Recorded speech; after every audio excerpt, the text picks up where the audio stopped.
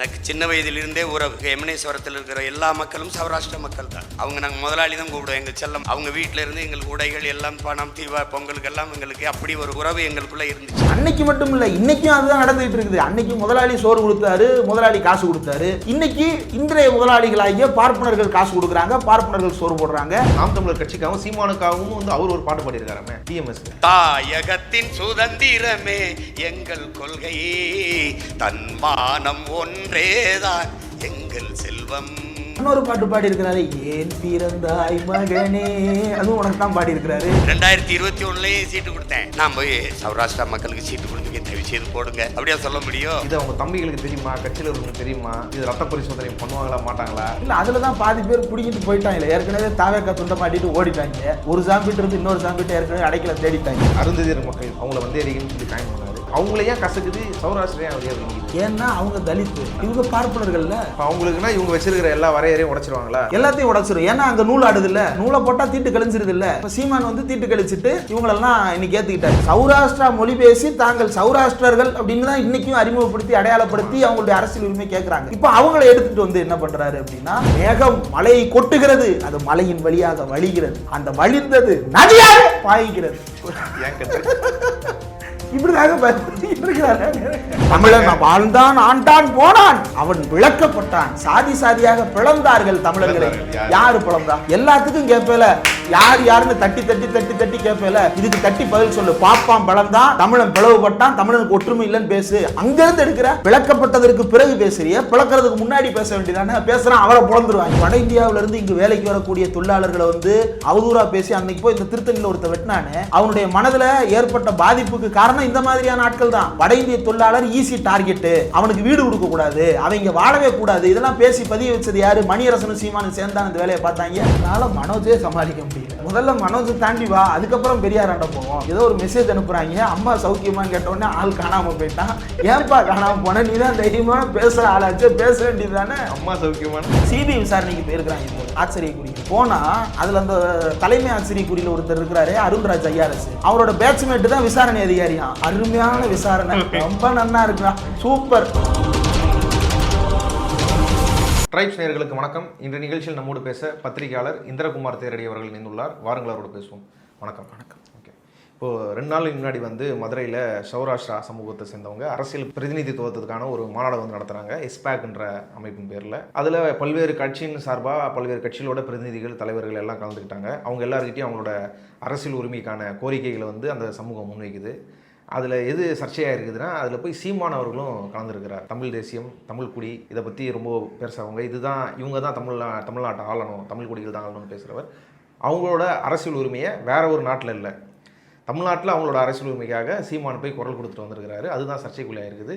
சீமானிய சௌராஷ்டிராவுக்காக போய் குரல் கொடுக்கணும், அதை பற்றி தான் அவங்ககிட்ட கேட்கணும். ரைட், முதல்ல அந்த நடைபெற்றது வந்து சௌராஷ்டிரா பேக், சௌராஷ்டிரா பொலிட்டிக்கல் ஆக்ஷன் கமிட்டி அப்படின்ற பேரில் ரொம்ப சமீபத்தில் இந்த ஜூலை மாதத்தில் இருந்து நினைக்கிறேன், சௌராஷ்டிரா மொழி பேசுகின்ற அந்த சமுதாயத்தைச் சேர்ந்த மக்களுக்கு அரசியல் பிரதிநிதித்துவம் வேண்டும் அப்படின்ற கோரிக்கையோட ஏற்கனவே திமுகவிலிருந்து அந்த சமுதாயத்தைச் சேர்ந்த வேட்பாளர்கள் நிறுத்தப்பட்டிருக்கிறாங்க. அதிமுகவில் அந்த சமுதாயத்தை சேர்ந்த வேட்பாளர்கள் வெற்றி பெற்று இருக்கிறாங்க. அதனால் பிரதிநிதித்துவம் அப்படின்னா தமிழ்நாட்டில் மொத்தம் 234 எம்எல்ஏக்கள் தான் இருக்கிறாங்க. 234 சாதிக்கு மட்டும்தான் கொடுக்க முடியும். அந்த 234 கழிச்சோம்னா மீதி 1500 சாதிக்கு மேலே அண்டர் ரெப்ரசன்டடாவோ அல்லது அன்ரெப்ரசன்டடாவோ தான் இருக்குது. அப்போ எல்லா சாதிக்கும் ஒரு பிரதிநிதித்துவம் அப்படின்றது வந்து வாய்ப்பே இல்லை. ஆனாலும் அவர்கள் தங்களுடைய கோரிக்கைகளை அரசியல் ரீதியாக முன்வைப்பதற்கு எல்லாருக்கும் ஒரு உரிமை இருக்கிற மாதிரி அவங்களும் அதை வைக்கிறாங்க. அவங்களுக்கு என்ன கோரிக்கைகள் அப்படின்றது குறித்து சீமான் அந்த கூட்டத்தில் ஏதாவது பேசியிருக்கிறாரா அப்படின்னா எதுவுமே பேசலை. அந்த கூட்டத்தை பற்றி வந்த செய்திகளை எடுத்து பார்த்தேன், என்னென்ன மாதிரியான செய்திகள் எல்லாம் வந்திருக்கு அப்படின்னு சொல்லிட்டு. அப்போது தினமலர் பத்திரிகையில் ஒரு செய்தி வந்திருக்கு போன வாரம். என்ன செய்தின்னா, நாத்தாக்கா சார்பில் மதுரையில் சௌராஷ்டிரா அரசியல் எழுச்சி மாநாடு வருகிற 28ஆம் தேதி நடத்தப்படும் என அக்கட்சி தெரிவித்துள்ளது. 28ஆம் தேதி மாநாடு நடத்தினது சௌராஷ்டிரா பொலிட்டிக்கல் ஆக்ஷன் கமிட்டின்ற ஒரு அமைப்பு. அந்த அமைப்பு நடத்தின கூட்டத்தில் சீமான் கலந்துகிட போறாருன்றதான அறிவிப்பு. ஆனால் தினமலர் என்ன செய்தின்னா, சௌராஷ்டிரா அரசியல் எழுச்சி மாநாடு நாத்தாக்கா சார்பில் நடத்தப்படும் அப்படின்னு. அது மட்டும் இல்லை, வரும் சட்டசபை தேர்தலுக்கான வேட்பாளர் தேர்வு நடக்கிறது. இந்த நிலையில் சௌராஷ்டிரா அரசியல் எழுச்சி மாநாடு 28ஆம் தேதி நடைபெறும் என நாம் தமிழர் கட்சி அறிவித்துள்ளது. இது தவிர வரும் ஜனவரி 3 மயிலாடுதுறையில் கூட்டம் நடக்கிறது.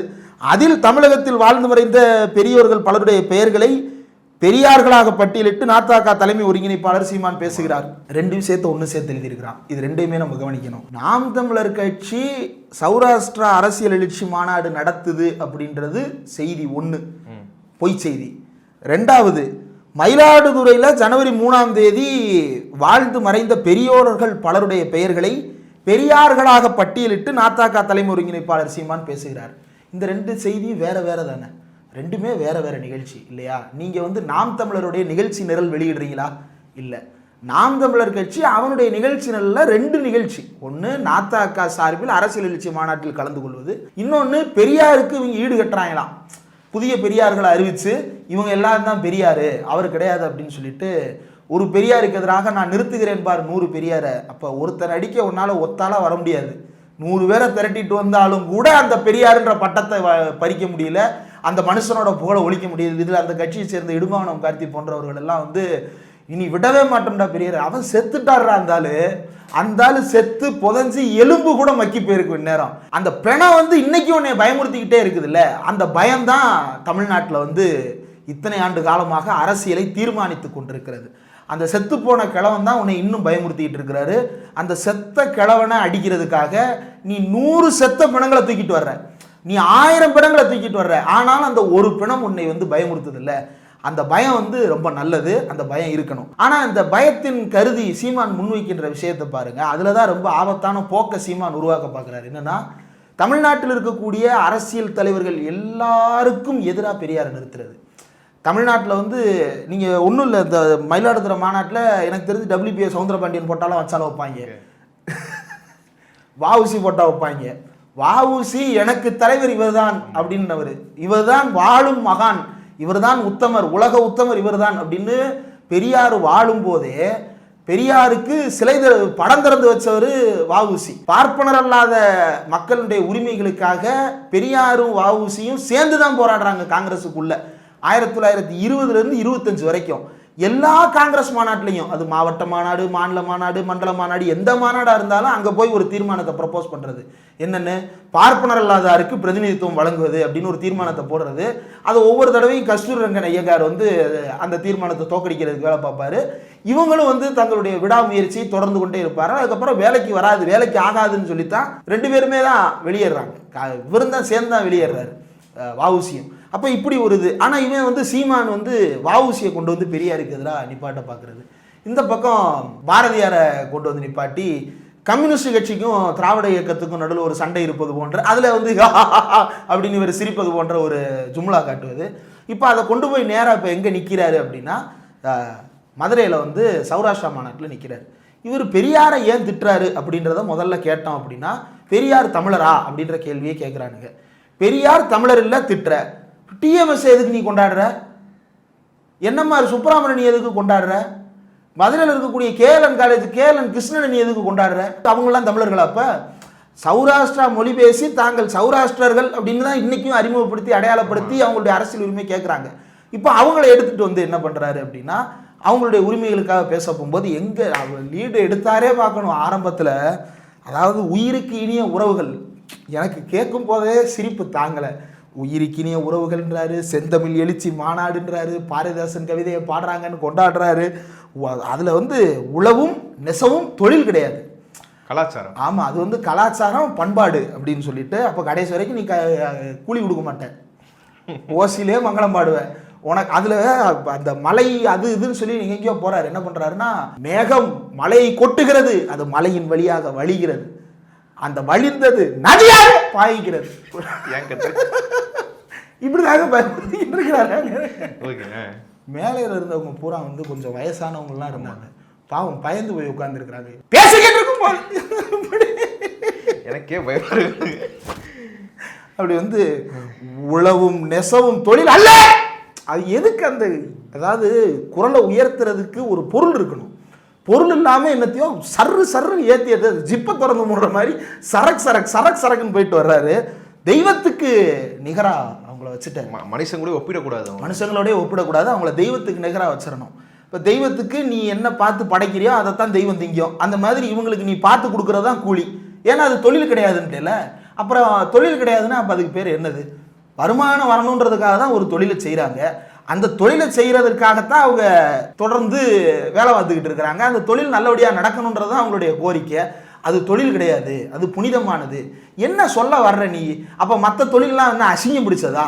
உழவும் நெசவும் மட்டும்தான் தொழில். அப்போ மற்ற தொழிலெலாம் மனிதனுடைய வாழ்க்கைக்கு சம்பந்தம் இல்லாத தொழிலா? சாப்பிட்றதுக்கு சோறு, உயிர் வாழ்வதற்கு உணவு, அதனால் உழவு வந்து தெய்வத்துக்கு சமம். சரி, நெசவு நம்ம மானத்தை காப்பாற்றுறதுக்கு உடை தேவை, அதனால் அந்த உடை வந்து தெய்வத்துக்கு சமம். இப்போ மிஷின் தான் உடையெல்லாம் பிரிண்ட் பண்ணுது. அப்போ மிஷினுக்கு வந்து ஆயுத பூஜை கொண்டாடுவோம். அதான் கரெக்டாக ரூட்டு அங்கே தான் போய் நிற்கும். பெண்களுக்கு ஏன்டா பாதிக்கு பாதி பிரதிநிதித்துவம் கொடுக்குறேன்னு கேட்டால் என்ன சொல்லணும்? ஆமாம், பெண்களுடைய பிரச்சனைகளை பெண்களே பேசுறதுக்காக நான் பிரதிநிதித்துவம் கொடுக்குறேன். அதெல்லாம் கிடையாது, அது அவர் பிறவி கடமையா. இப்போ தமிழ்நாடு அரசு மகளிருக்கு உரிமை தொகை கொடுக்குது. இதை உரிமை தொகைன்னு கொடுக்குறோம்ல, இதை வடக்கில் என்ன சொல்கிறான்னா காணிக்கின்றான். ரெண்டுக்கும் டோட்டலாக அர்த்தமே வேற. நீ ஒருத்தருக்கு காணிக்கை கொடுக்குறேன்னா கொல்ல போகிறேன்னு அர்த்தம், அல்லது ஆல்ரெடி கொன்னுட்டேன்னு அர்த்தம். எதுக்காக காணிக்கைன்னு ஒன்று கொடுக்குற? காணிக்கின்றா அதனுடைய அர்த்தம் என்ன? ஒரு விஷயத்தை வந்து எதற்காக செய்கிறோம், ஏன் செய்கிறோன்ற நோக்கம் ரொம்ப முக்கியமானது. அப்போ நோக்கமே இல்லாமல் வந்து சீமான் வந்து இதை பேசிட்டு போயிருக்கிறாரு. இப்போது பிரபாகரன் தீவிரவாதின்னு சொன்னாங்க அப்படின்னாரு. யார் சொன்னா? பிரபாகரன் தீவிரவாதின்னு இந்தியாவில் சொன்னது யார்? நீ தான் ஓட்டு கேட்ட. இலை மலர்ந்தால் ஈழ மலரும்னு ஓட்டு கேட்டல, அந்த அம்மா தான் சொன்னாங்க தமிழ்நாடு சட்டப்பேரவையில் வச்சு பிரபாகரன் ஒரு தீவிரவாதின்னு. பிரஸ் மீட் இன்னும் இருக்கு. பிரபாகரன் டெரரிஸ்ட்னு அந்த அம்மா பேசி இருக்கிறாங்களா இல்லையா? அப்ப பிரபாகரன் தீவிரவாதின்னு சொல்றாங்க. யார் சொன்னான்னு பேசு. மட்டும் இல்ல, பல விஷயம். ஆமா, தமிழன் வாழ்ந்தான், ஆண்டான், போனான், அவன் பிளக்கப்பட்டான், சாதி சாதியாக பிளந்தார்கள் தமிழர்களை. யாரு பிளந்தா? யாரு பிளந்தா சொல்லு. இன்னைக்கு பதில் சொல்லணும். யாரு பிளந்தாங்கன்னு சொல்லணும். எல்லாத்துக்கும் கேட்பேல, யார் யாருன்னு தட்டி தட்டி தட்டி தட்டி கேட்பேல, இதுக்கு தட்டி பதில் சொல்லு. பாப்பான் பிளந்தான், தமிழன் பிளவுபட்டான், தமிழனுக்கு ஒற்றுமை இல்லைன்னு பேசு. அங்கிருந்து எடுக்கிற. பிளக்கப்பட்டதற்கு பிறகு பேசுறிய, பிளக்கிறதுக்கு முன்னாடி பேச வேண்டியதானே? பேசுறான், அவரை பிளந்துருவாங்க. அது பஞ்சாயத்து. இப்ப என் விடுதலையை நானே போராடி பெறுவேன் அப்படின்றாரு. என்ன விடுதலை? யார்கிட்ட இருந்து விடுதலை? தெளிவா சொல்லு. பெரியார் பேசினாரு, அவர் சாகிற வரைக்கும் பேசினார். தனித்தமிழ்நாடுன்ற கோரிக்கையை அவர் சாகிற வரைக்கும் கைவிடல. இந்திய வரைபடத்தில் தமிழ்நாடு நீங்களாக இந்திய வரைபடத்தை கொளுத்தினார் அவர். அரசியலமைப்பு சட்டத்தை நகல் எடுத்து கொளுத்தினார் அவர். அம்பேத்கரே அதை தான் சொன்னார், நான் அதை செய்கிறேன் அப்படின்னு அவர் கொளுத்தி காட்டினாரு. நீ அந்த மாதிரி ஏதாவது செய் பார்ப்போம். எலெக்ஷன்லையும் கண்டெஸ்ட் பண்ற. அது ஏன் இல்லை அது என்னோட கோரிக்கை, என்னோட இது அதுதான் சொல்லவே இல்லை. அப்படி பிரபாகரன் கேட்டாரு. லெனின் சொன்னார், லெனின் சொன்னார், அங்க இவர் சொன்னார், இங்க இவர் சொன்னார். மேற்கொள்ளலாம் பார்த்தா நேரடியா Lenin, Marx, Joseph Stalin, Che Guevara, Fidel Castro எல்லாம் அம்பேத்கரை மட்டும் விட்டுருவாங்க. ஆனால் லெனினை பேசுறாரு, லெனினை மேற்கோள் காட்டுறேல, இன உரிமைக்காக போராடணும்னு லெனின் சொன்னாருன்னு சொல்கிறேல. லெனின் அந்த இன உரிமைக்காக என்னவா திரண்டு போராடினாரு? உழைக்கும் வர்க்கமாக திரண்டு போராடினாரு. ஆனால் நீ இழிவுபடுத்துகிற எல்லாமே அடித்தட்டு மக்களும் உழைக்கும் வர்க்கத்தை சேர்ந்தவர்களையும் தான் நீ இழிவுபடுத்துகிற. ஒரு பக்கம் வட இந்தியாவிலேருந்து இங்கே வேலைக்கு வரக்கூடிய தொழிலாளர்களை வந்து அவதூறாக பேசி அன்னைக்கு போய் இந்த திருத்தணியில் ஒருத்த வெட்டினானே, அவனுடைய மனதில் ஏற்பட்ட பாதிப்புக்கு காரணம் இந்த மாதிரியான ஆட்கள் தான். வட இந்திய தொழிலாளர் ஈஸி டார்கெட்டு, அவனுக்கு வீடு கொடுக்கக்கூடாது, அவங்க வாழவே கூடாது, இதெல்லாம் பேசி பதிய வச்சது யாரு? மணியரசனும் சீமானும் சேர்ந்தான் இந்த வேலையை பார்த்தாங்க. ஒரு பக்கம் அந்த இளைஞர்களை வெறியேற்றி வச்சிருக்கிறான், இன்னொரு பக்கம் இந்த பக்கம் கலைஞருடைய சாதியை பற்றி இழிவாக பேசுவது, அருந்ததியரின மக்களை இழிவாக பேசுவது, இங்கே இருக்கக்கூடிய இன்னும் உழைக்கும் வர்க்கத்தின் மக்கள் எல்லாரையும் இழிவாக பேசுவது. இப்போ இதை எப்படி திரிப்பாங்க அப்படின்னா, உழைக்கும் வர்க்கத்தின் போராட்டத்தை இவன் என்னவா திரிக்கிறான் அப்படின்றத கொஞ்சம் டீட்டெயிலாக இல்லைன்னா பிரீஃபாவது நம்ம பேசணும்னு நினைக்கிறேன். ஒரு பக்கம் வட இந்திய தொழிலாளர் உள்ளே வர்றாங்க, ஒரு பக்கம் தமிழர்களுக்கு வேலை இல்லாமல் போகுது. தமிழர்களுக்கு வேலை இல்லாமல் போகுதா அப்படின்றது உண்மையா அப்படின்றதுக்குள்ளே போகிறதுக்கு முன்னாடி இவன் தனிப்பட்ட உதாரணங்களை முன் வைப்பான். வட இந்தியாவிலேருந்து ஒருத்தர் 15,000க்கு வேலைக்கு வந்தார், அது வரைக்கும் 30,000க்கு இருந்த என்னுடைய அப்பா வேலையிலேருந்து நீக்கப்பட்டார் அப்படின்னு 4-5 பேரை கூப்பிட்டு வந்து நிற்பான். சரி, வட இந்தியாவிலேருந்து 15,000க்கு வந்ததுனால உங்கள் அப்பா வேலையை விட்டு அனுப்பிட்டு அந்த பையனை வேலைக்கு வச்சுக்கிட்டாங்க. மதுரையிலேருந்து ஒருத்தன் போகிறான் கோயம்புத்தூருக்கு, போய் நான் 12,000 ரூபாய்க்கு வேலை பார்க்குறேன்னு சொன்னால் அந்த 2 பேரையும் வேலை எடுத்துக்கிட்டு இந்த 12,000 ரூபாய்க்கு வேலை கட்ட போனவனு வைப்பானா மாட்டானா? ஆனால் அதை பேச மாட்டான். தமிழன் வந்து வேலை இல்லாமல் தெரியுறான், தமிழனுக்கு வேலை கொடுக்காம விரட்டினது யாரு? அதே தமிழ் முதலாளி தானே. அந்த முதலாளியை பற்றி பேசு, சோறு போட மாட்டார். வைகுண்டராஜன் சோறு போடணும்ல, வைகுண்டராஜனை பற்றி எப்படி பேசுறது? வைகுண்டராஜன் கம்பெனியில் வேலை பார்க்குறவங்க பூரா வந்து லோடு ஏற்றுறதுலேருந்து எல்லா வேலையும் பார்க்குறவங்க வந்து வட இந்திய தொழிலாளர்கள், தமிழர்களுக்கு வேலை கொடுக்கல. நியூஸ் 7ல பல மாதம் சம்பள பாக்கிலாம் இருக்குது, சம்பள பாக்கி இருக்குது. அதை பற்றி அதை பற்றி பேச மாட்டார். அப்போ தொழிலாளர்களை பற்றி இழிவுபடுத்தி பேசுறது, உழைக்கும் வர்க்கத்தை இழிவுபடுத்தி பேசுறது, அருந்ததியர் மக்களை இழிவுபடுத்தி பேசுறது, கலைஞருடைய சாதியை பற்றி பேசுவது, இந்த பக்கம் வட இந்திய தொழிலாளர்களை பேசுவது, இது எல்லாத்துலேயும் இருக்கக்கூடிய ஒரு பொதுமையான அம்சம் என்ன அப்படின்னா, இவன் வந்து முழுக்க முழுக்க ஒரு மூலதனம் எங்கே திரண்டிருக்கோ அங்கே நிற்பான். அது வந்து பொருளாதார மூலதனமாக இருந்தாலும் சரி, சமுதாய பண்பாட்டு மூலதனமாக இருந்தாலும் சரி, ரெண்டும் எங்கே திரண்டு நிற்கிதோ, எது அதிகாரமாக இருக்கோ அந்த அதிகார வர்க்கத்தின் பக்கம் நின்று மற்ற எல்லாத்தையும் அசிங்கப்படுத்துவான். தமிழர்கள் இதுவரைக்கும் முதலமைச்சராகவே ஆகவே இல்லைன்னு பச்சையாக போய் சொல்கிறான். இன்னைக்கு வரைக்கும் தமிழ்நாட்டில் பிறந்த, தமிழ்நாட்டில் வளர்ந்த, தமிழ்நாட்டிலேயே பூர்வாங்கமாக குடியிருந்த கலைஞருடைய குடும்பத்தை வந்து அவர் தமிழர் கிடையாது, அவர் தெலுங்கர். அவர் வந்து பாருங்க, ஆந்திராவிலெல்லாம் கொண்டாடுறாங்க. கலைஞரை ஆந்திராவில் மட்டுமா கொண்டாடுறான்? தமிழ்நாட்டில் எத்தனை கிராமங்களில் ஒவ்வொரு சாதியும் கலைஞரை தான் சாதின்னு நம்பிட்டு இருக்கிறான் தெரியுமா? பட்டியல் சமூக மக்கள் பல பேர் வந்து கலைஞர் எஸ்சி அப்படின்னு நினச்சி வாழ்கிறான். எம்பிசியில் பல பேர் வந்து கலைஞர் என்ன இருந்தாலும் எம்பிசி அப்படின்னு நினச்சி வாழ்கிறான். ஏன்னா கலைஞர் ஓப்பனாக பேசினார் எல்லாத்தையும். நான் வந்து ஒரு பிற்படுத்தப்பட்ட சமுதாயத்திலிருந்து வந்தவன், வந்தாலும் நான் பிற்படுத்தப்பட்ட சமுதாயத்தின் முன்னேற்றத்திற்காக உழைப்பேன், மற்றவர்களுடைய முன்னேற்றத்தை பறித்து அல்ல, இவர்களுக்கு உரிய இடத்தை வழங்குவதன் மூலமாக அப்படின்னு ஓப்பனாக தானே பேசியிருக்கிறாரு. ஆனால் கலைஞரை வந்து இதுவாக ஏற்றுக்கிட மாட்டான், தமிழனா ஏற்றுக்கிட மாட்டான், ஸ்டாலினை தமிழனா ஏற்றுக்கிட மாட்டான். அவங்க மீதெல்லாம் சாதிய வசைகளை வைத்து விட்டு அந்த சாதியை பிளந்தான்னு சொன்னானே, அந்த பிளந்தவன் யாருன்னு சொல்ல மாட்டான். சொன்னால் கடப்பாறை காணாமல் போயிரும்ல. நீ சொல்ல, நீ தான் தைரியமான ஆளாச்சு, உன் உரிமை, நீ போராடி பெறப்போற, விடுதலை பெறப்போற. யார்கிட்ட இருந்து? இந்தியாவிடமிருந்து விடுதலை பெறப்போற சொல்லு பார்ப்போம். ஆனால் இவர் சொல்லலாம். இவர் சொல்றதுக்கான எல்லா உரிமையும் இன்டெலிஜென்ஸ் பியூரோ கொடுத்துருக்குது. ஒன்றிய அரசு இவருக்கு அந்த உரிமையை கொடுத்துருக்குது. அந்த உரிமையின் அடிப்படையில் இவர் பேசலாம். ஆனால் அப்படி கூட பேச மாட்டேங்கிறாரு. அப்போ என்ன அர்த்தம்? வேற ஒன்றும் இல்லை. இந்திய தேசிய நீரோட்டத்தில் பாஜக என்ன செய்ய நினைக்கிறதோ அதை தமிழ்நாட்டுக்குள்ளே செய்கிறது தான் சீமானுடைய இன்றைக்கான அஜெண்டா. அதில் வந்து எனக்கு போகிற போக்கில் எனக்கெல்லாம் வாரிசு யாருமே கிடையாது, எங்கள் கட்சியில் யாருமே வாரிசு கிடையாது சொல்லிட்டு, வேட்பாளர்கள், ஆமாம் எங்கள் வேட்பாளர்கள்லாம் வாரிசே யாரும் கிடையாதுன்னு சொல்லிட்டு, அப்படியே ஒரு 2 நிமிஷத்தில் காளிமுத்து மகளை நான் கல்யாணம் பண்ணுவேன் நான் நினச்சா பார்த்தேன். இப்போ தான் கட்சியில் யாருமே இல்லைன்னு நீங்கள். அப்போ காளிமுத்து மகன் யார்? காளிமுத்து முன்னாள் அமைச்சர் தானே, முன்னாள் சபாநாயகர் தானே, ஒரு வேற கட்சியில். இது பரவாயில்ல.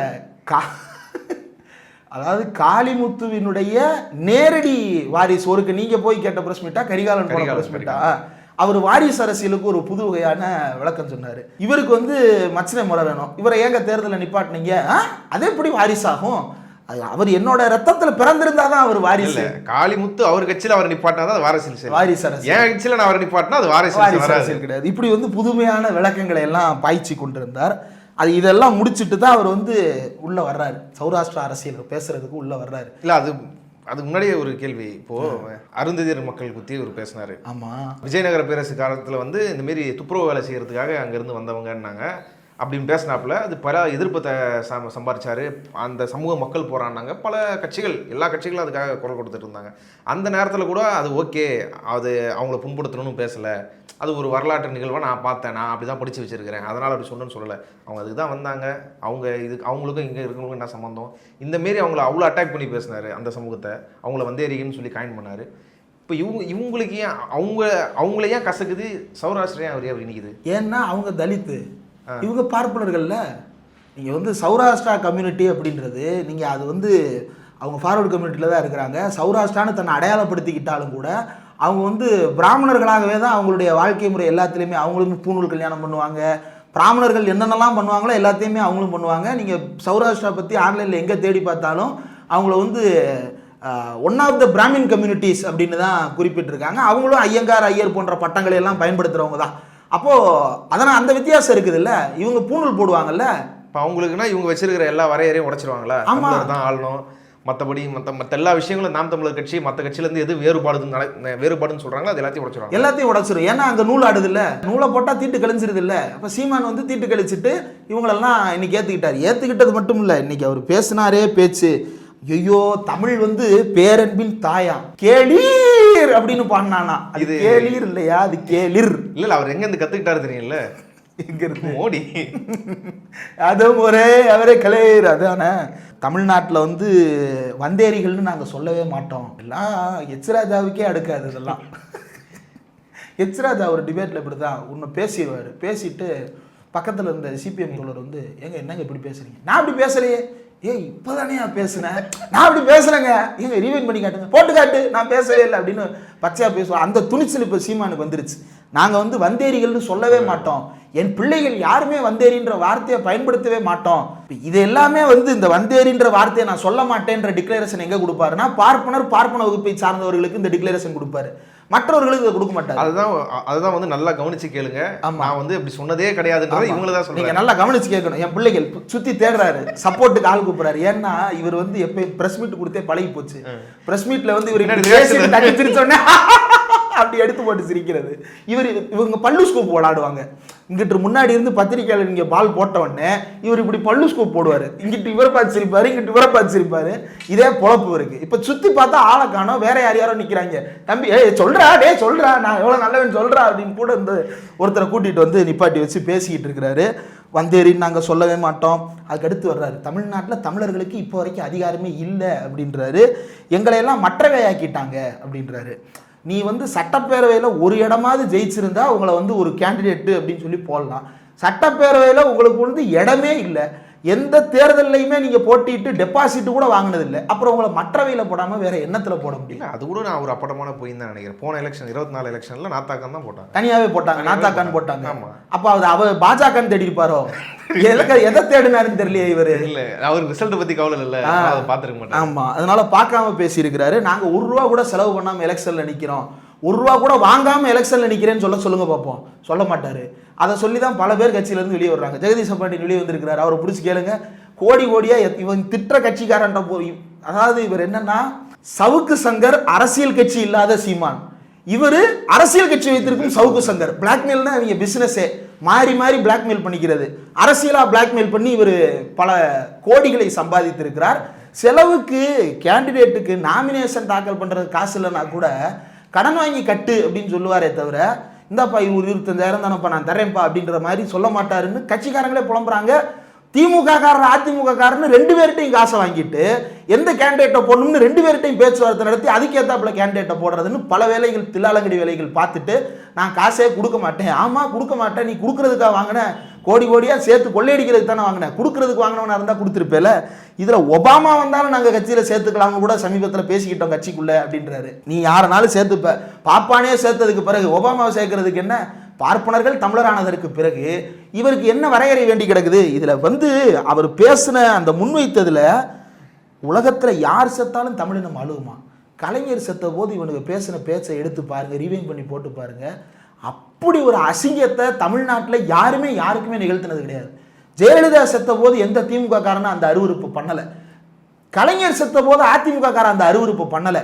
கலைஞர் செத்துட்டாரா, அவர் சமாதிக்கு போய் வணக்கம் சொல்லிட்டு வந்தாங்க அதிமுக காரங்க. ஜெயலலிதா சமாதிக்கு போனவங்க கலைஞர் சமாதியும் பார்த்துட்டு வந்து இப்போ வரைக்குமே அங்கே போறவங்க 2 சமாதியும் பார்த்துட்டு தான் வரும். ஆமா, கலைஞர் உயிரோடு இருக்கிற வரைக்கும் கருணாநிதி தீய சக்தின்னு பேசிக்கிட்டு இருந்தவங்க கலைஞர் செத்த உடனே கலைஞர்னே மாற்றிட்டாங்க. கருணாநிதின்ற வார்த்தை வரமாட்டேங்குது, கலைஞர்னே பேசுறாங்க. ஏன்னா என்ன இருந்தாலும் தமிழுக்கு அவர் செஞ்ச மாதிரி வருமாப்பா, அரசியலாக வேறையா இருந்தாலும் தமிழர் தானே அவர் அப்படின்ற அளவுக்கு மாறினாங்க மக்கள் மனநிலை. இப்போ இவன் வந்து என்ன பண்ணிட்டு இருந்தாங்கன்னா அந்த காலகட்டத்தில் இவர் போய் கலைஞருக்கு அங்கே மாலை போட போறாரு இறந்த உடனே.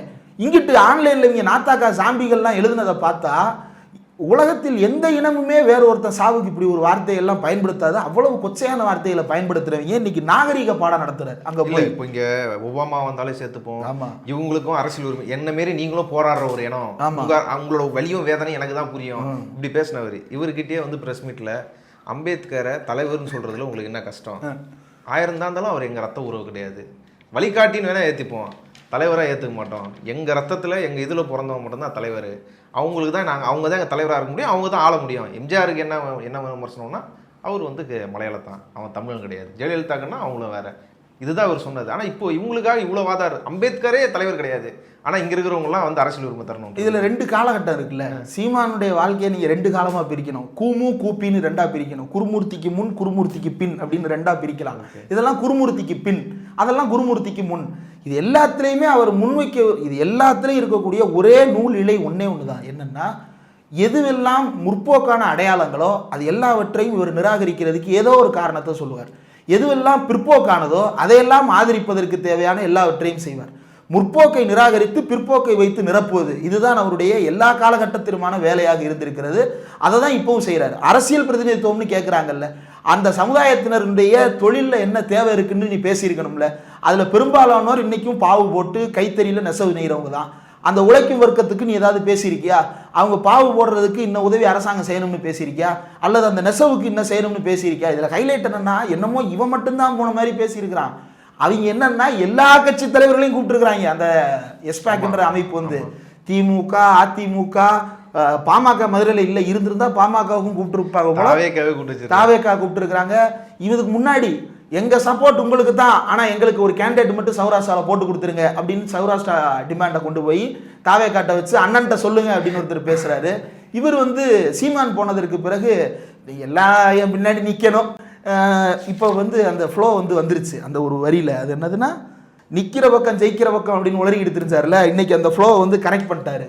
ஜெயிக்கிற பக்கம் நிற்கிறது இல்லை பிரச்சனை, நிக்கிற பக்கத்தை ஜெயிக்கிற வைக்கணும் அப்படின்னு சொல்லிட்டு இன்னைக்கு அதை ஃப்ளோவா பேசிட்டு அதுல ஒரு உண்மையாரும் வளரிட்டாப்புல. இது வரைக்கும் யாருமே சொல்ல, அவரே 2021 ஒரு சௌராஷ்டிரா சமூகத்தை சேர்ந்தவர் தான் வேட்பாளராக நிற்க வச்சிருக்கிறாப்புல. சொல்லிட்டு சொல்றாரு, இதை நான் வெளியில சொல்லி ஓட்டு கேட்க முடியாது, ஆனால் நான் அதை பண்ணியிருக்கேன், உங்களுக்காக நான் நின்றுக்கிறேன்றத சொல்றாரு.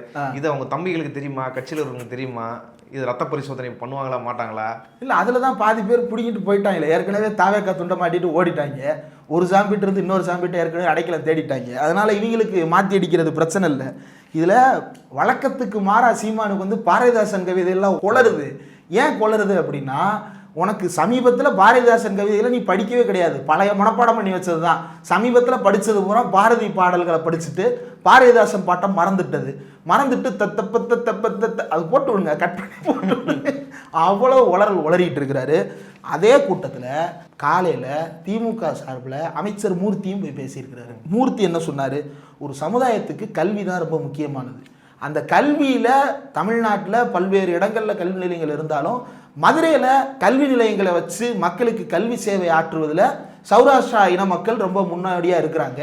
மதுரையில் நீங்கள் நிறைய பள்ளிக்கூடங்களும் கல்லூரிகளும் சௌராஷ்டிராவை சேர்ந்தவர்கள் வந்து உருவாக்கியிருக்கிறாங்க. இப்போ பிரபலமான கல்லூரினா கேஎல்என் கல்லூரின்னு ஒன்று இருக்குது, சௌராஷ்டிரா கல்லூரின்னு ஒன்று இருக்குது. அதுக்கப்புறம் இன்னும் பல ஸ்கூல்ஸ் வந்து அவங்க தொடங்கி நடத்துகிறாங்க. அதை சொல்லிவிட்டு அவர் என்ன சொல்கிறாருன்னா, சௌராஷ்டிரா கல்லூரியை தொடங்குவதற்கு அவர்கள் முடிவு செய்த போது அதற்கான இடத்தை கொடுத்தவர் கலைஞர் அப்படின்னு அந்த அரசியலை முன்வைக்கிறாரு. நெசவுக்கு 100 யூனிட் இலவச மின்சாரம் கொடுத்தவர் கலைஞர் அப்படின்னு பேசிட்டு வர்றாரு. நீ என்ன சொல்ற? சீட்டு கொடுத்துட்டேன்ற. அவர் ஏற்கனவே உரிமை கொடுக்கறதுக்கான வேலையை ஆரம்பிச்சிட்டாரு. இதுக்கு தவிர இந்த மூர்த்தி அவர்கள் பேசினதுக்கு அப்புறம் தான் பல விஷயங்கள் ஞாபகம் வருது. 2008 MK தியாகராஜ பாகவதர் விருதுன்னு தமிழ்நாடு அரசு டிஎம்எஸ் ஏன் குறிப்பிட வேண்டியது இருக்குன்னா, டிஎம்எஸ் வந்து சௌராஷ்டிரா சமூகத்தை சேர்ந்தவர். டிஎம்எஸ்க்கு வந்து MK தியாகராஜ பாகவதர் விருது கொடுத்து 2008 அப்போ அழகிரி சென்ட்ரல் மினிஸ்டர் அழகிரி வந்து மதுரையில் ஒரு விழா, தமுக்க மைதானத்தில் மாநாடு மாதிரி அப்படி ஒரு விழா. அதில் வந்து சின்ன கலைவாணர் விவேக், சுசிலா அம்மான்னு பல பேர் அதில் கலந்துக்கிட்டாங்க. கலைஞர் அதில் தலைமையேற்று பேசியிருந்தார். பேசும்போது அவர் சொன்ன இது ரொம்ப முக்கியமானது என்னன்னா, தமிழ்த்தாய் வாழ்த்து நம்ம எல்லோருக்கும் தெரியும், நீராறும் கடல் எடுத்த பாடல். அதை கொண்டு வந்தவர் கலைஞர் தான். அதை வந்து தமிழ்த்தாய் வாழ்த்தாக அறிவித்து அதை எல்லா இடங்கள்லையும் பாடணும் அப்படின்றத வந்து பிரதானப்படுத்துறாரு, ஜீவோவெல்லாம் போடுறாரு. அப்போ அந்த பாட்டை பாடுறதுக்கு பல பாடகர்களுக்கு அவர் எழுதி அனுப்பிட்டார். இவங்க நீராறும் கடல் எடுத்தன்னு பார்த்த உடனே, இது ஆரியம் போல் உலக வழக்கு அழிந்தொழிந்து சிறையான்னு வருமே, இதை பாடுனா பிரச்சனையாயிருமே. இல்லைங்க, அந்த வரியவே நீக்கிட்டோம், அது இல்லாத வரிகளை தான் சேர்த்துருக்கோம், நீங்கள் நீக்கினாலும் அந்த ஒரிஜினல் பாட்டில் இருக்குல்ல அப்படின்னு சொல்லிட்டு பாட்டை வாங்கிட்டு 2 நாள் கழிச்சு, ஐயா தொண்டையில் ஆப்ரேஷனுங்கய்யா, என்னால் வர முடியலைங்க, ஐயா தொண்டையில் கீச்சு அப்படின்னு கலைஞர்கிட்டே புழுவி இருக்கிறானுங்க ஃப்ராடுகார பசங்க. பிரச்சனை என்னன்னா, கலைஞர் அதை பட்டவர்த்தனமாக தோல் உரிச்சிட்டாரு. பயந்து கொண்டு அவாக்கள் எல்லாம் பாடம் மறுத்த போது, எல்லாரும் மறுத்த போது, நான் TM சௌந்தரராஜன் அவர்களையும் சுசிலா அவர்களையும் கேட்டுக்கொண்டேன். 2 பேரும் பாடுவதற்கு ஒப்புக்கொண்டார்கள். ஒப்புக்கொண்டபடியே MS விஸ்வநாதன் இசையமைக்க 2 பேரும் பாடியும் கொடுத்தார்கள். இந்த பாடுவதற்கு அவர்களுக்கு இருந்த துணிச்சல் ரொம்ப முக்கியமானது. அந்த துணிச்சலோடு அந்த பாட்டை பாடியதற்காக நான் அவர்களை தமிழ் தாயின் சார்பாக பாராட்டுகிறேன் அப்படின்னு சொல்லிட்டு, TMS சௌராஷ்டிரான்னு ஒதுக்கல, TMS சௌராஷ்டிரான்னு நீங்கள் ஒதுக்கி விட்டுட்டீங்க அப்படின்னா தமிழ் திரையுலகத்தில் நீங்கள் என்ன மிஞ்சும்?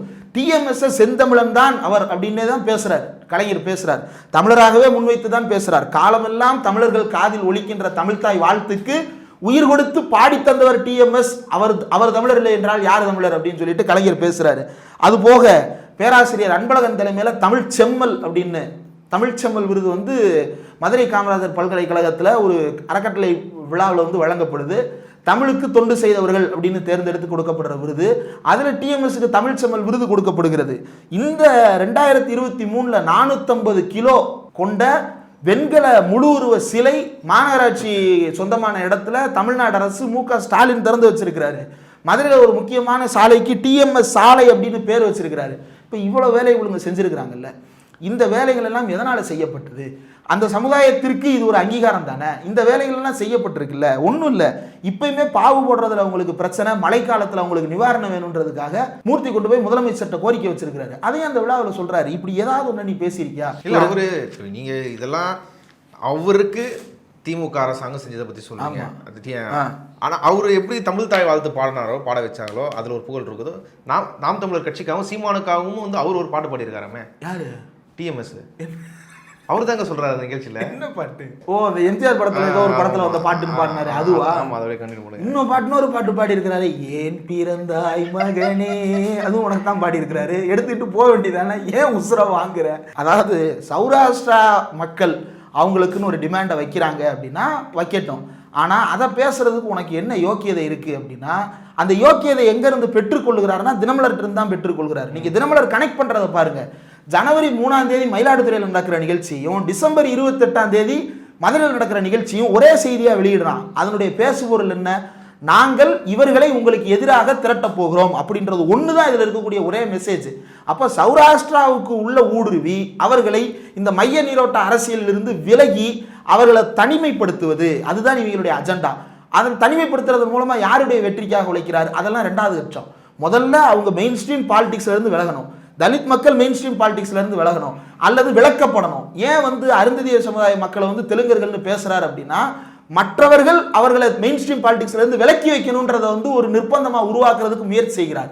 அது இங்கே நடக்க மாட்டேங்குது. அதற்கு தான் இப்போ பார்ப்பனர்களுடைய துணை கொண்டு அவர் எடுத்திருக்கிற அந்த பார்ப்பன கடப்பாறை இதுதான். இந்த கடப்பாறை எடுத்துட்டு தமிழ்நாட்டில் இருக்கக்கூடிய ஒவ்வொரு சாதியையும் ஒவ்வொரு இனக்குழுவையும் தனித்தனியாக தனிமைப்படுத்துவது, மைய நீரோட்டத்திலிருந்து விலக வைப்பது, அவர்களுக்கு பெரியாரை எதிரியாக கொண்டு போய் நிறுத்துவது, இதுதான் அவர்களுடைய வேலை. தமிழ்நாடு பெரியாரை ஏற்றுக்கொண்ட காரணத்தால் தான் இங்கு சௌராஷ்டிரா மக்கள் சந்தோஷமாக வாழ்ந்து கொண்டிருக்கிறார்கள். தமிழ்நாடு பெரியாரை ஏற்றுக்கொண்ட காரணத்தால் தான் இங்கு சிறுபான்மையினர் பாதுகாப்பாக வாழ்வதற்கான சூழல் இருக்கிறது. பெரியாரை நீங்கள் எடுத்துட்டு பார்த்தீங்க அப்படின்னா இது எல்லாத்துலேயுமே ஒரு பெரிய அழிவு நிகழ்ந்திருக்கும். ஏன்னா தனித்தமிழ்நாடு அப்படின்ற அந்த கோரிக்கை ஒரு கட்டத்தில் ரெவல்யூஷனரி ஃபார்மை எடுக்கும்போது இந்த மாதிரியான அரைவேக்காடுகள் தான் முளைச்சிக்கிட்டு இருந்தானுங்க. இந்த மாதிரியான அரைவேக்காடுகள் கையில் சிக்காமல் பெரியாரிய கண்கொண்டு அணுகியதால் மட்டும்தான் இந்த திராவிட நாடு அரசியல்லையும் தனித்தமிழ்நாடு அரசியல்லையும் இவர்கள் யாரும் விலக்கி வைக்கப்படாமல் சேர்த்து கொள்ளப்பட்டிருக்கிறார்கள். எல்லோரும் ஒருங்கிணைந்து தான். பெரியார் சொன்னது ஒன்னே ஒண்ணுதான், நான் திராவிடன் என்கின்ற வார்த்தைக்கு வேறு சொல் ஏதாவது இருந்தால் சொல்லுங்கள், ஏற்றுக்கொள்ளுகிறேன். ஆனால் அந்த வார்த்தையில் தமிழனுக்கு இடம் இருக்க வேண்டும், சூத்திரனுக்கு இடம் இருக்க வேண்டும், முஸ்லிமுக்கு இடம் இருக்க வேண்டும், கிறிஸ்தவனுக்கு இடம் இருக்க வேண்டும், செட்டியாருக்கு, நாடாருக்கு, பறையருக்கு, பல்லருக்கு, எல்லோருக்கும் இடம் இருக்க வேண்டும். ஆனால் ஒரு தூசி அளவுக்கு கூட பார்ப்பானுக்கு மட்டும் அதில் இடம் இருக்கக்கூடாது. அப்படி ஒரு வார்த்தையை நீங்கள் கண்டுபிடித்தால் சொல்லுங்கள், நான் திராவிடன் என்கின்ற வார்த்தையை இப்போதே நான் மாற்றிக்கொள்ளுகிறேன்னு சொன்னார். அப்படி ஒரு வார்த்தையை கண்டுபிடிக்க சொல்லுங்க. இப்போ வரைக்கும் சொல்ல மாட்டாங்களே. அப்படி ஒரு வார்த்தை அவரே ஒழிச்சு வச்சுருவாரு. பாப்பா ஒரு வார்த்தையா?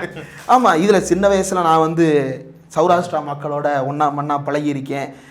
முதலாளின்னு தான் கூப்பிடுவேன். ஆமா, நீ அன்னைக்கு மட்டும் இல்லை, இன்னைக்கும் அதுதான் நடந்துகிட்டு இருக்குது. அன்னைக்கு முதலாளி சோறு கொடுத்தாரு, முதலாளி காசு கொடுத்தாரு. இன்னைக்கு இன்றைய முதலாளிகளாகிய பார்ப்பனர்கள் காசு கொடுக்குறாங்க, பார்ப்பனர்கள் சோறு போடுறாங்க, சௌராஷ்டிரா மக்கள்கிட்ட இருந்து புடிங்கி கொடுக்குறாங்க. இவங்களை ஆதரிக்கிறதுக்கு ஒரே காரணம் அது ஓரளவுக்கு வலிமையான சமூகம், அங்கேருந்து பொருளாதாரம். ஆமா, அதுலேயுமே நிறைய டிஸ்பியூட்டட் கிளைம்ஸ் இருக்குது. அவங்க 25 லட்சம் பேர் இருக்கிறதா கிளைம் பண்ணுறாங்க. 2011 சென்சஸ் படி மொத்த இந்தியாவிலையுமே சௌராஷ்டிரா மொழி பேசுபவர்களுடைய எண்ணிக்கை 2,47,000 பேர் தான் குறிப்பிடப்பட்டிருக்கு. ஒருவேளை அந்த 2,47,000ன்றது குஜராத்தில் இருந்ததை மட்டும் கணக்கு பண்ணியிருக்கிறாங்களா அப்படின்னு யோசிச்சு பார்த்தோம்னா இல்லை. குஜராத் நிலவரத்தின்படி சௌராஷ்டிரா பேசுகிறவங்கள குஜராத்தினே தான் கன்சிடர் பண்ணியிருக்கிறாங்க. தமிழ்நாட்டில் வாழ்கிறவங்கள மட்டும்தான் சௌராஷ்டிர மொழின்னே கரெக்டாக மார்க் பண்ணியிருக்கிறாங்க. அதில் தமிழ்நாட்டில் மட்டும் 2,47,000 பேர் தான் இதை பேசுகிறாங்க அப்படின்னு கணக்கு பண்ணோம்னா, மதுரையில் இருக்கிறாங்க, ராமநாதபுரத்தில் இருக்கிறாங்க, அந்த பக்கம் சேலத்தில் இருக்கிறாங்க அப்படின்னா அப்போ 25 லட்சம் அப்படின்ற நம்பரை எங்கிட்ட இருந்து அரைவு பண்ணாங்க அப்படின்னு தெரியல. ஆனாலும் மதுரையில் வந்து அவர்கள் கணிசமான வாக்கு வங்கி அவர்கள் கையில் இருக்கிறது. தொடர்ந்து எல்லா கட்சிகளும் அந்த சமுதாயத்தின் பேரில் வேலை நடந்துக்கிட்டு தான் இருக்குது. இப்போ என்ன அப்படின்னா, இப்போ 2 பேர் புதுக்குறி உள்ளே வந்திருக்கிறானுங்க. ஒன்று தற்குறி, இன்னொன்று வந்து ஆமக்குறி. ஆமக்கறி, இன்னொன்று தற்குறி. ஆமக்கறி ஆச்சரியக்குறி, ஆனாவுக்கான இது கரெக்டாக இருக்குது. ஒன்று ஆமக்கறி, இன்னொன்று ஆச்சரியக்குறி. இந்த ரெண்டு குரூப்பும் உள்ளே வந்து சௌராஷ்டிராவுக்குள்ளே ஒரு கலவரத்தை உண்டு ஒன்று பார்க்குறானுங்க. கடைசியில் ஒன்றும் நடக்காது. இவங்க வந்து உள்ள ஆமை பூந்த வீடு விளங்காதும்பாங்கல்ல, அது வந்து ஒருவேளை மூட நம்பிக்கையாக இருக்கலாம். ஆனால் இந்த ஆமக்கறி புகுந்த எதுவுமே விளங்குனதா? பாலியல் குற்றத்தை பற்றிலாம் பேசுகிறாருங்க. ஏன் பேசக்கூடாதா? நீ எப்படி பேசலாம்? நீ மன்னிப்பு கேட்டியா இல்லையா? நீதிமன்றத்தில் மன்னிப்பு கேட்டியா இல்லையா? மண்டியதால மாறும். ஆமா, என்னுடைய தமிழச்சிகளை அப்படி செஞ்சுட்டாங்க. டேய், நீ பண்ணதை முதல்ல பேசு. தமிழச்சிகளை பத்தி பேசுறதுக்கு இங்க திராவிட இயக்கம் இருக்கு. அவங்க தொடர்ந்து பேசி இவர் வந்து தான் தமிழ்நாட்டில் வந்து இலங்கையில் நடக்கிற கொடுமையெல்லாம் படம் போட்டு காட்டின மாதிரி இப்போ கோவை ராமகிருஷ்ணனும் குளத்தூர் மணி அவர்களும் அவங்களாம் என்ன பண்ணிட்டு இருந்தாங்க? அவர் கோவை ராமகிருஷ்ணன் தோழர் வந்து திராவிடர் கழகத்தில் இருக்கும்போதே தமிழ்நாடு முழுக்க எல்லா ஊருக்கும் போய் பஸ் ஸ்டாண்டில் அவர் வேலையே பஸ் ஸ்டாண்டுக்கு போய் அங்கேருந்து படம் இலங்கையிலேருந்து அனுப்புகிற படத்தை அன்னைக்கு படம் பிரிண்ட் பண்ணுற வசதியெல்லாம் கம்மி, ரொம்ப காஸ்ட்லியான விஷயமும் கூட. அப்படி இருந்தும் அந்த படங்களை பெருசாக அட்டையில் பிரிண்ட் அவுட் எடுத்து பஸ் ஸ்டாண்டாக போய் அந்த பஸ் ஸ்டாண்டுகளில் வந்து அதை வந்து ஒரு ஸ்டால் மாதிரி போட்டு உள்ளே வந்து பார்க்குறவங்க பூரா கண்ணீரும் கம்பளையுமா வெளியே போகிறது. அதுக்கப்புறம் அந்த வலியை உணர்த்துறதுக்காக இவங்களே காயக்கட்டு போட்டு கொண்டு ஊர்வலம் நடத்துறது. இந்த மாதிரி வந்து ஒரு பக்கம் கோவை ராமகிருஷ்ணன் தோழர், ஒரு பக்கம் குளத்தூர் மணி தோழர் எதுல இருந்து பண்றாங்க? திராவிடர் கழகத்துல இருந்து தான் பண்றாங்க. இன்னைக்கு நாம் தமிழர் கட்சி சேர்ந்தவங்க இப்போ ஒரு மனோஜ் மேல ஒரு மைனர் தோழர் மேலாம் அது ஒரு வெறுப்பு கேட்குறாங்களே, அதை பேசும்போது அவங்கள வரைக்கும் கூட பேசல. கூராமேஸ்வரன் ஆளு, அவங்க ஒரு ஆளுன்னு அவரே வந்து இழிவுபடுத்துறது, கூராமேஸ்வரன் தோழர் இழிவுபடுத்துற வேலையெல்லாம் இப்போ நீங்க செஞ்சுட்டு இருக்காங்க. ஆமா, இதுல உன்னால மனோஜே சமாளிக்க முடியல. நீ ஏன் பெரியார் வரைக்கும் போற? முதல்ல மனோஜை தாண்டி வா, அதுக்கப்புறம் பெரியாராண்ட போவோம். இப்போ மனோஜ் தோழரை குறி வைக்கிற அந்த விதத்தை பாருங்க. வாட்ஸ்அப் குரூப்ல வந்து கூடி பேசுறது, என்ன பண்ணலாம்? மைனருக்கு வந்து கால் பண்றது, ஏதோ ஒரு மெசேஜ் அனுப்புறாங்க, அம்மா சௌக்கியமான்னு கேட்டோடனே ஆள் காணாம போயிட்டான். ஏன்பா காணாம போன? நீ தான் தைரியமான பேசுற ஆளாச்சு, பேச வேண்டியது தானே. அம்மா சௌக்கியமான அவன் வந்து என்னமோ மகனேன்னு திட்டின உடனே சரி அம்மா நல்லா இருக்காங்களான்னு திருப்பி கேட்டா அவன் என்ன பண்ணுவான்? இதுக்கே உன்னால பதில் சொல்ல முடியல. இதுக்கு முதல்ல பதிலை கண்டுபிடிச்சிட்டு வா, அதுக்கப்புறம் வந்து பெரியாரிய அரசியலுக்கு எதிராக பேசலாம். கோவை ராமகிருஷ்ணன் தோழரையும் குளத்தூர் மணி தோழரையும் திராவிடர் கழகத்தையும் திமுகவையும் பேசுறதுக்கெல்லாம் இவர்களுக்கு எந்த அருகதையும் கிடையாது. இவன் இன்னைக்கு பேசுனதுலயே செர்பியாவிலிருந்து பிரிந்ததே ஒரு நாடு, அதனுடைய பாப்புலேஷன் தெரியுமா அப்படின்னு பேசுறாங்கல்ல. இது வந்து இவங்க புதுசாலாம் பேசல. இதைத்தான் 1960 பெரியாரும் பேசினாரு. தமிழ்நாட்டு என்னப்பா தமிழ்நாடு, வெறும் 10,000 பேர் இருக்கிறது ஒரு நாடா இருக்கு. 649 பேர் தான் குடியிருக்கிறான் வாட்டிக்கன் ஒரு நகரத்துல. போப்பாண்டவருக்கு கீழே தனி நாடா அது இயங்கிக்கிட்டு இருக்குது. அப்ப இதெல்லாம் என்னன்னு போய் சேர்க்கிறது? தமிழ்நாட்டில் 3 கோடி பேர் இருக்கிறோம், இது தனி நாடா இருக்க முடியாதா அப்படின்னு பெரியார் கேட்டது. இப்போ பெரியார் பேரை மட்டும் கட் பண்ணிட்டு அதே கண்டென்ட் ரீப்ரொடியூஸ் பண்றது, இந்த மாதிரி காப்பி அடிக்கிற வேலைகள். இப்போ பாரதிதாசன் எங்க இருந்து சுட்டாங்க? பாரதிதாசன் சாகிற வரைக்கும் திராவிட இயக்கத்தில் பயணித்தவர். பாரதிதாசனை கூட்டு வந்து பாரதிதாசன் பாடல்களை நாங்கள் முன்னிறுத்த போறோம். யார் இப்போ முன்னிறுத்தல? பாரதிதாசனை பாடப்புத்தகத்தில் கொண்டு வந்தது யாரு? காமராஜரா கொண்டு வந்தாரு? கலைஞர் தான் கொண்டு வந்தாரு. காமராஜரை பாடப்புத்தகத்துக்கு கொண்டு வந்தது யாரு? கலைஞர் தான் கொண்டு வந்தாரு. இப்படி தமிழ்நாட்டினுடைய விழுமியங்கள் அல்லது தமிழ்நாட்டினுடைய மரபு அப்படின்ற ஒரு கட்டமைப்பு இருக்குல்ல, இவனுடைய பாலிடிக்ஸ் வந்து திமுக உருவாக்குன அந்த பாலிடிக்ஸை வந்து டோட்டலாக வந்து வேற பக்கம் திருப்புறது தான். திமுக உருவாக்குன பாலிடிக்ஸ் ரொம்ப முக்கியமானது, அது ரொம்ப இன்க்ளூசிவான ஒரு மாடல். அந்த மாடலுக்குள்ள தமிழ்நாட்டின் தொன்மம் அப்படின்னு நாம் இன்னைக்கு ஒரு வரலாறு பேசுகிறோம்ல, யாதும் ஊரே யாவரும் கேளிர் அப்படின்ற அந்த வரலாறை தமிழர்களுக்கு அறிமுகப்படுத்தியது திராவிட இயக்கம் தான். பிறப்புக்கும் எல்லா உயிருக்கும் இன்னைக்கு செலுத்துக்கிட்டு பேசுறாங்களே ஆச்சரியக்குரியும் ஆமக்கரியும் சேர்ந்துக்கிட்டு, அந்த பிறப்புக்கும் எல்லா உயிருக்கும்ன்ற திருக்குறளை நீ பள்ளிக்கூடம் வருவதற்கு முன்னாடியே உன்னை படிக்க வச்சாரு, கலைஞர் தான் படிக்க வச்சாரு. பஸ் ஸ்டாண்டில் அதை எழுதி ஒட்டுறது, பேருந்தில் ஓட்டுநர் இருக்கைக்கு பின்னால் ஒட்டுறது அப்படின்னு பேருந்துகள்லையும் பேருந்து நிலையங்கள்லையும் ஒட்டி வச்சு திருக்குறளை வளர்த்தது திராவிட இயக்கம் தான் வளர்த்தது. அப்போ திருவள்ளுவரை இன்னைக்கும் திராவிட இயக்கம் இல்லைன்னா தமிழ்நாட்டில் பொங்கல்ன்ற விழா வந்து கிராமத்தில் ஏதோ ஒரு படையல் விழாவாக இருந்துட்டு போயிருக்கும். திராவிட இயக்கம் வந்ததற்கு பிறகுதான் பொங்கலை பொது பண்டிகை அப்படின்னா விவசாயிகள்கிட்ட மட்டுமான பண்டிகையாக இல்லாமல் தமிழர்கள் எல்லோரும் கொண்டாட வேண்டிய ஒரு சமத்துவமான பண்டிகையாக. இப்போ தீபாவளிக்கு மாற்றா ஒரு கலாச்சாரமே இங்கே இல்லையா அப்படின்னா பொங்கல் இருக்கு. அந்த பொங்கலை நாங்கள் திராவிட இயக்கம் தானே அறிமுகப்படுத்தியது. திராவிட இயக்கம் தான் திருவள்ளுவர் நாள் அப்படின்னு ஒன்று உருவாக்குனது. திராவிட இயக்கம் தான் உழவர் திருநாள் அப்படின்னு ஒன்று உருவாக்குனது. திராவிட இயக்கம் தான் இந்த வாரம் பொங்கல்ன்றது ஒரு வாரம் முழுக்க நடக்கிற பண்டிகை. வாரம் முழுக்க அந்த பண்டிகையை உருவாக்குனது யார்? எப்படி அடுத்தடுத்த நாள் இதை காமராஜர் வந்து செஞ்சு கொடுத்தாரா, எம்ஜிஆர் வந்து செஞ்சு கொடுத்தாரா? கலைஞர் செஞ்சாரு இதை, திமுக செஞ்சது இதை, அண்ணா செஞ்சாரு இதை. அப்ப இந்த மாடல்ஸ் எல்லாத்துலயும் இருந்து இவர் வந்து ஒரு குரூப்பை வந்து ஒன்னொன்னுல இருந்து வெளியேற்றிக்கிட்டே இருக்கிறது. இந்த வெளியேற்றுகின்ற வேலையை வந்து RSS நேரடியாக பார்த்தால் இங்க அம்பலப்பட்டுருவான். ஒண்ணுமில்ல, இப்ப தேவேந்திர குல வேளாளர்னு பட்டம் கொடுக்கறதுக்கு அமித்ஷாவை கூப்பிட்டு வந்தாங்க. இதே கிருஷ்ணசாமி RSS கைக்கூலின்னு நேரடியாக கையை காட்டி கேட்டாங்க. அப்போ நேரடியாக அமித்ஷா வந்து செய்ய முடியாததை, நேரடியாக குருமூர்த்தியால பேச முடியாததை, நேரடியாக சங்கராச்சாரியாரை வச்சு பேச வைக்க முடியாததை, நேரடியாக RSS இங்கே செய்ய முடியாதது எல்லாம் சீமானின் மூலமாக ஒரு பக்கமும் தாவேக ஆச்சரியக்குறிகளின் மூலமாக ஒரு பக்கமும் செய்வது தான் இன்னைக்கு இருக்கக்கூடிய தமிழ்நாடு பாலிடிக்ஸில் RSS ப்ளே பண்ற ரோல். RSS-னுடைய அட்ராசிட்டிஸை பற்றி தாவேக்காவும் வாய் திறக்காது, நாம் தமிழரும் வாய் திறக்காது. இதில் ஹைலைட்டான சம்பவம் நேற்று ஒன்று சொல்கிறாங்க, சிபிஐ விசாரணைக்கு போயிருக்கிறாங்க போல ஆச்சரியக்குறிகள். போனால் அதில் அந்த தலைமை ஆச்சரியக்குறியில் ஒருத்தர் இருக்கிறாரு, அருண்ராஜ் IRS. அவரோட பேட்ச்மேட்டு தான் விசாரணை அதிகாரியா. அருமையான விசாரணை, ரொம்ப நன்னா இருக்குண்ணா, சூப்பர். விஜில் அமைப்பில் போய் பாரதியார் தன்னுடைய பேட்ச்மேட்டே போய் என்கொயரி, சூப்பராக இருக்குது. இப்படியே செட்டப் கண்டினியூ ஆகுது. இந்த செட்டப் வந்து முழுக்க முழுக்க RSS செட்டப்பு. சௌராஷ்டிரா தமிழ் சங்கமம் அப்படின்னு சொல்லிட்டு நார்த்தில் போய் விழா நடத்துகிறான். காசி தமிழ் சங்கமம் அப்படின்னு சொல்லிட்டு காசியில் உட்காந்து விழா நடத்துகிறாங்க. அதில் போய் தமிழ் எவ்வளவு தொன்மையான மொழி தெரியுமா அப்படின்னு சிபி ராதாகிருஷ்ணன் பேசுகிறாரு. சிபி ராதாகிருஷ்ணன் அந்த விழாவில் வந்து பேசுகிறத வந்து அவனுங்களே ப்ரொமோட் பண்ணிக்கிறானுங்க. காசியில் நாங்கள் தமிழுக்கு என்ன செய்தோம் தெரியுமா? என்ன செஞ்ச சொல்லு. காசி தமிழ் சங்கத்தின் மூலமாக தமிழுக்கு ஆற்றப்பட்ட நன்மை என்ன, ஏதாவது ஒன்று இருக்கா? சீமான் இத்தனை ஆண்டு காலம் தமிழ்நாட்டு அரசியலில் வேலை பார்த்துருக்கிறாரு. இந்த வேலை பார்த்ததன் விளைவாக ஏதாவது ஒரு நல்ல காரியம் தமிழுக்கு தமிழர்களுக்கும் நடந்திருக்குதா? எதுவும் கிடையாது. திமுக ஆளுங்கட்சியாக வருவதற்கு முன்னாலேயே தமிழுக்கு தொண்டாற்ற தொடங்கி விட்டது. திமுக ஆளுங்கட்சியாக வந்து தான் அந்த வேலையெல்லாம் பார்த்துச்சா? எதிர்கட்சியாக இருக்கும் போதே தமிழர் அடையாளங்களை முன்வைத்து தமிழர் அடையாளங்களை மீட்டெடுக்கின்ற வேலைகளை வந்து தொடர்ந்து பெரியார் திருக்குறள் மாநாடு நடத்தின போது அவர் முதல்வராக இருந்தாரா அல்லது கவர்னர் ஜெனரலாக இருந்தாரா? அவர் ஒரு கட்சி கூட இல்லை, அவர் ஒரு இயக்கம் நடத்திக்கிட்டு இருந்தார். அந்த இயக்கத்திலிருந்து திருக்குறள் மாநாடு நடத்துறாரு அவர். நீ என்ன செஞ்சிருக்கிற தமிழ்நாட்டு அரசியல்ல? இவர் செஞ்சது ஒன்னே ஒண்ணுதான், பார்ப்பனர்கள் தமிழர்கள், ஆனா உருது பேசுற முஸ்லீம் தமிழர் கிடையாது. தெலுங்கு பேசுற ஒரு குறிப்பிட்ட பிரிவினர் தமிழ்நாட்டில் வந்து தமிழர்களாக மதிக்கப்பட மாட்டாங்க. அவன் இன்னைக்கும் பொது சமூகத்தில் தமிழ்ல தான் பேசுறான், தமிழ்ல தான் எழுதுறான், அவன் தமிழனாக தான் வாழ்றான். அவனுக்குன்னு இருக்கக்கூடிய சில ரூட்ஸை வந்து அவன் ஞாபகம் வச்சிருக்கிறான். ஆனா தமிழ்நாட்டில் தெலுங்கு பேசுறாங்க இல்ல, இந்த தெலுங்க திருப்பதியில் கூட எவனையும் ஏற்றுக்க மாட்டான். இந்த தெலுங்கு அப்படி ஒரு சீரழிந்து போயிருக்கு. சீரழிந்து போயிருக்குன்னா அது தமிழ் கலந்து இவங்க இங்கனக்குள்ளேயே லோக்கலைஸ்டாக பேசி பேசி இது வேற ஒரு மொழி.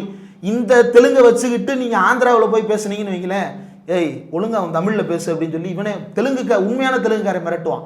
கன்னடம் பேசாதா சொல்கிறாங்க இல்லை, அந்த கன்னடத்தை கொண்டு போய் அப்படியே பார்டரை தாண்டி அங்கே பேச சொல்லுங்கள், எவனுமே ஒத்துக்க மாட்டான். இவன் வந்து தன்னுடைய ரூட்ஸ்ன்னு நம்பிக்கிட்டு இருக்கிறான். அதுவும் மாறிக்கிட்டே வருது. ஆங்கிலம் வந்ததற்கு பிறகு தமிழ் மொழியை அதிகமாக பேச பேச இன்றைக்கு இவர்களுடைய தாய்மொழின்னு இவங்க கருதுகின்ற அந்த மொழிகளுடைய முக்கியத்துவத்தை அவங்களே வீட்டளவுலேயே குறைச்சிக்கிட ஆரம்பிச்சிட்டாங்க. ஆனால் இவர் வந்து வீட்டுக்குள்ளே அதை பேசுகிற இதை பேசுகிற அப்படின்னு ஒரு பக்கம் பேசுறது, இந்த பக்கம் வந்துட்டு நீங்கள் என்ன மொழி பேசினாலும் உங்கள் உரிமைகளுக்காக நீங்கள் தான் என்னையை கண்டுக்கிடாமல் விட்டுட்டீங்க, நான் ரொம்ப நாள் இங்கே தான் சுற்றிக்கிட்டு இருந்தேன், எவ்வளோ நாள் தட்டோட வந்திருப்பேன், 5 ரூபா போட்டிருப்பேன் நீ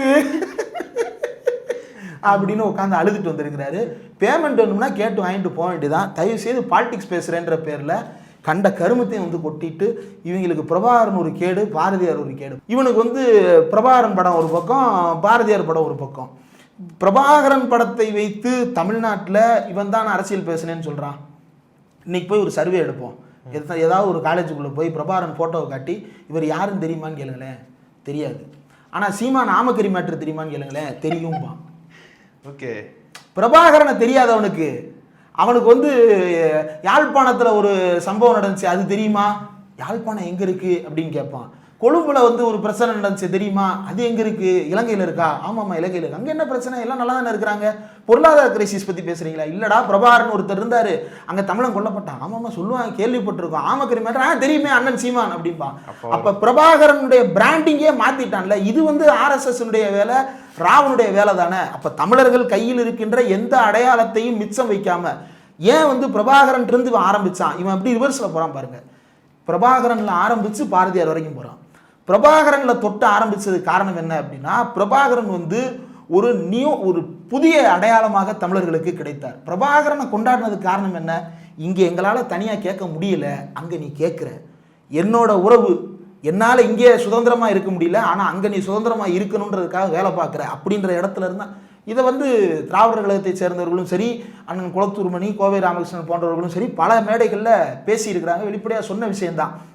அங்கே அவர் கேட்குறாருன்னு ஆதரிச்சாங்க. அப்போ ஒரு புதிய அடையாளமாக பிரபாகரன் மாறினார். எந்த அளவுக்கு மாறினார் அப்படின்னா, ஒரு பக்கம் பெரியார் படத்தையும் ஒரு பக்கம் அண்ணா கலைஞர் படத்தையும் வச்சுக்கிட்டு இருந்தவங்க நடுவில் கொண்டு வந்து பிரபாகரன் படத்தை மாட்டினாங்க.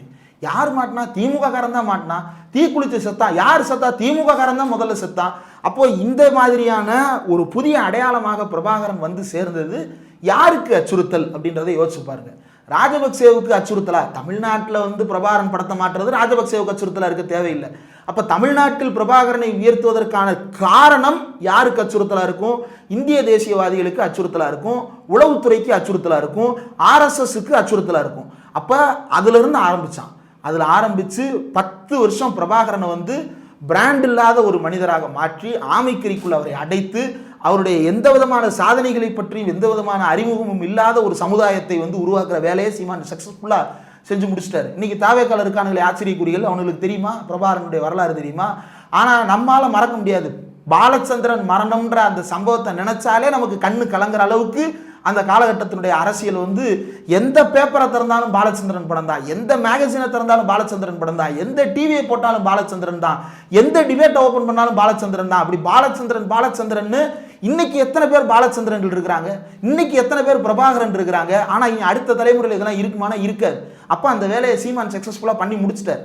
அடுத்து மற்ற அடையாளங்களையும் வீழ்த்துவது அல்லது மற்ற அடையாளங்களை தனிமைப்படுத்துவது, சாதியாக தமிழர்களை பிளவுபடுத்துவதற்கான வேலை.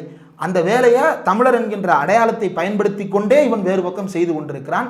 அந்த ஆபத்தான போக்கிற்கு பார்ப்பனர்கள் துணையோடு சீமான் களமிறங்கி இருக்கிறார். அவர் கடப்பாறைன்னு சொன்னது பெரியாரை இடிக்க பயன்படுமான்னு தெரியாது.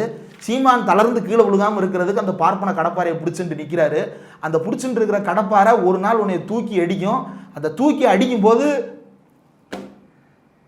பார்ப்போம். இவ்வளவு நேரம் இந்த செய்தி குறித்து விரிவாக உங்கள் கருத்துக்களை பகிர்ந்து கொண்டதுக்கு நன்றி.